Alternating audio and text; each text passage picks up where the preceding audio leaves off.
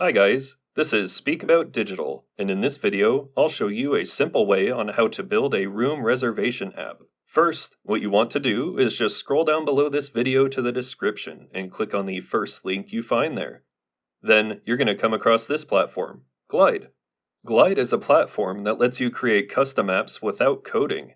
You can use your own data from spreadsheets and connect it to various components and actions to build interactive and beautiful apps. Glide also uses AI to power your apps and make them smarter. You can share your apps with anyone using a simple link or a QR code. Glide works on any device and adapts to any screen size. So, after clicking the link in the description, now you need to sign up to Glide. You can choose to sign up with your Google or your email address.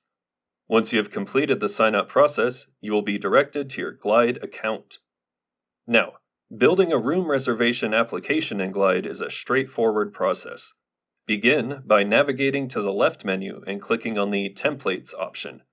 This will bring you to your template page where you can view existing templates. To access the template store, select the Template Store option. This will direct you to the Templates library. In the template library, templates are neatly organized into different categories, accessible from the left menu. Additionally, you can search for templates using the search bar.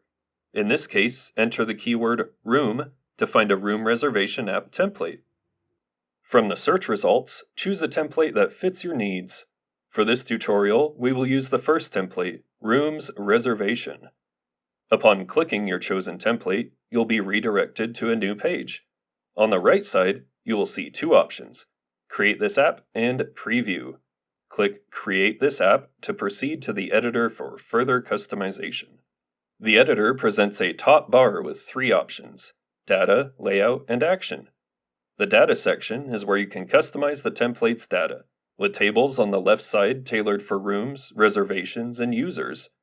Next, in the Layout section, you can modify the app template navigation and product settings. This is where you control the look and feel of your app. You can customize the color scheme, layout, and components of your app.